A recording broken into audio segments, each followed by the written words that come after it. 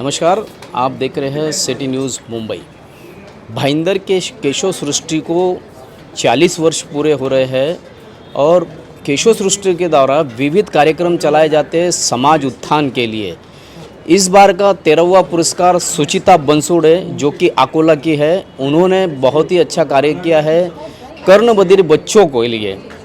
उन्हें जिन्हें कानों से सुनाई नहीं देता, उन्हें पढ़ने लायक और सर्वसामान्य बच्चों में मिलजुल कर स्कूल पढ़ने जैसा बनाने की तकनीक अपनाई, जिसके कारण केशव सृष्टि द्वारा उन्हें 13वां पुरस्कार दिया जा रहा है, जिसमें 1 लाख रुपए का चेक और प्रमाण पत्र दिए जाने वाला है। इस संदर्भ में केशव सृष्टि ने आज भाईंदर के सदानंद हॉल में एक पत्रकार परिषद ली। आइए जानते हैं उनकी ज़ुबानी। रूपरेखा ऐसी है कि गत 40 वर्ष में संस्था जब से शुरू हुई केशव सृष्टि, तो उनका कार्य जैसे बढ़ते गया तो उसमें काफ़ी कार्यकर्ता का सहभाग रहा है। और आज के कार्यकर्ता को मालूम हो कि कैसे शुरुआत हुई थी, कैसे फाइटिंग मतलब स्ट्रगल कितना हुआ, कितने लोगों ने उसको सेक्रीफाइस किया है। जब जाके इतने लोग वहाँ पे काम किया, तब जाके अभी ये स्वरूप अपने को केशव जी का दिख रहा है।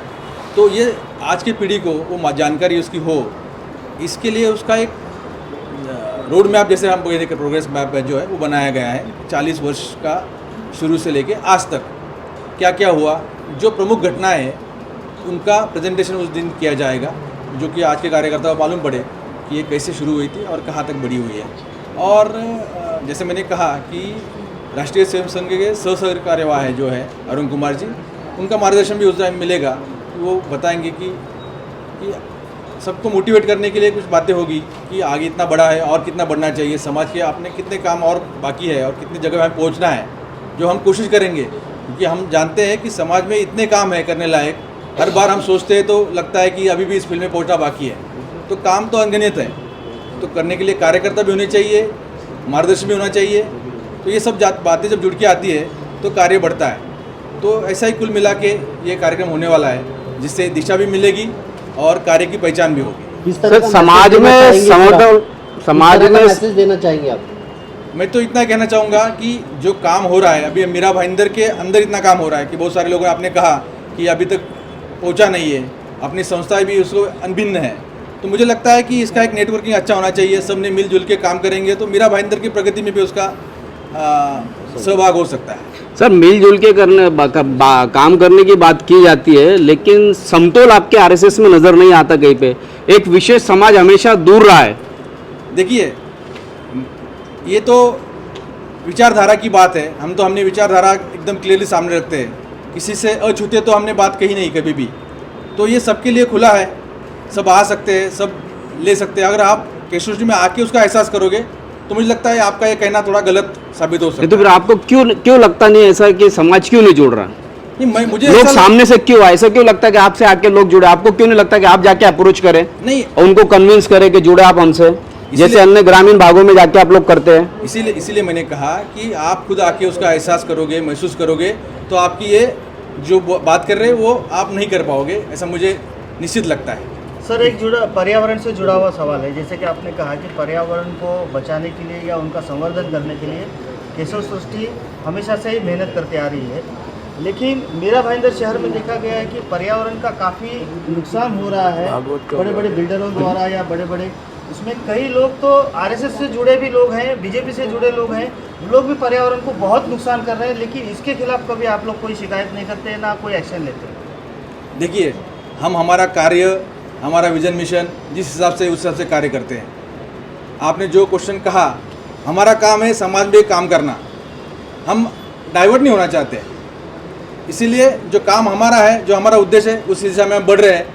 दिक्कतें उसमें आ सकती है, आपकी सोच भी एक बार से सही है, लेकिन जिसने वो कार्य करना चाहिए उसने ही करना चाहिए। हमारा जो कार्य हम करते आ रहे हैं। 13वां केशव सृष्टि पुरस्कार सुचिता बंसोड़, ये चठारपेट अकोला के मल्टीपर्पज़ एकवीरा मल्टीपर्पज़ फाउंडेशन संचालित बाल विकास केंद्र की जो संचालिका है उन्हें घोषित किया गया है। कर्णबधिर बच्चों के लिए सुचिता बंसोड़ और श्रीकांत बंसोड़ ये दाम्पत्य अग्रसर काम कर रहे हैं।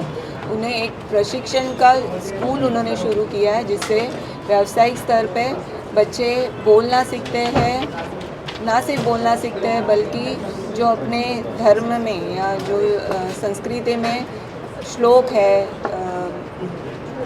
जो मारुति स्तोत्र जैसे जो हमारे अपने बच्चों को नहीं आता है, वैसे अच्छे बोल वो वहाँ पे बोलते हैं। और एक समाज में प्रवाह में आने के लिए उन्होंने बहुत ही अच्छे तरीके से इनको प्रशिक्षित किया है। जब खुद पे बीतती है, मतलब उनके खुद के बच्चों को ये प्रॉब्लम था और उससे जो उन्हें जो तकलीफ़ हुई वो किसी और माता को ना आए, इसलिए मेरा अनुभव है उसका दूसरों को या समाज के उत्थान के लिए क्या उसका उपयोग हो सकता है, इसलिए एक विचार उनके दिमाग में आया और अकोला में उन्होंने ये बाल विकास केंद्र शुरू किया, जिससे और इसकी बहुत इम्पॉर्टेंट ये बात है कि इसमें ना सिर्फ बच्चों को प्रशिक्षित किया जाता है बल्कि माता को भी प्रशिक्षित किया जाता है। इसके लिए जो सुचिता बंसोड़ है अपने जैसे अनेक माता को वहाँ पे प्रशिक्षण कर रही है।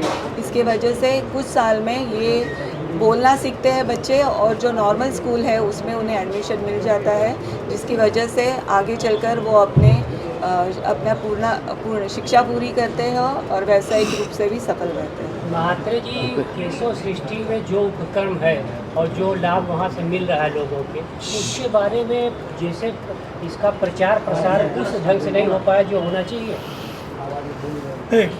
वैसे तो प्रचार प्रसार तो होता ही है, लेकिन आपकी बात भी सही है।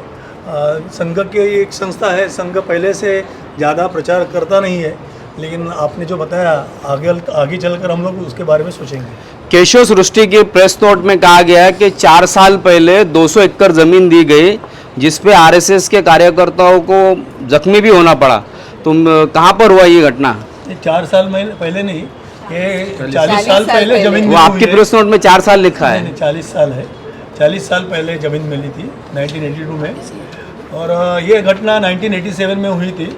उसका पूरा इतिहास है, तो इतिहास यदि बताना जाएंगे तो उसमें बहुत टाइम चला जाएगा। वो प्रश्न नोट आपकी है ना, वो जानने के लिए आपको आना पड़ेगा। केशव सृष्टि की तरफ से जो पुरस्कार दिया जाता है, तो क्या आप क्राइटेरिया तय करते हैं, किन लोगों को आप स्क्रूटनी करते हैं, क्या आपका तरीका होता है, उस बारे में जानकारी?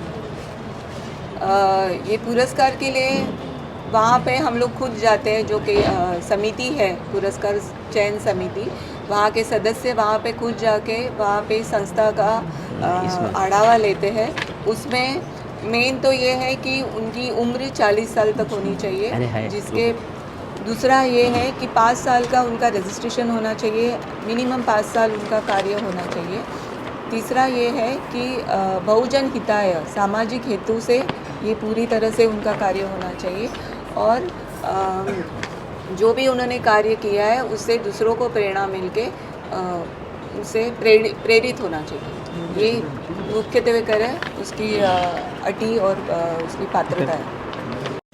तो जिस तरीके से आपने जाना, 2 अक्टूबर को ये कार्यक्रम संपन्न होने वाला है, जिसमें पुरस्कार वितरित किया जाने वाला है। इसी तरह की खबरों के लिए बने रहिए, देखते रहिए मेरे यानी एकता पोदार के साथ सिटी न्यूज़ मुंबई।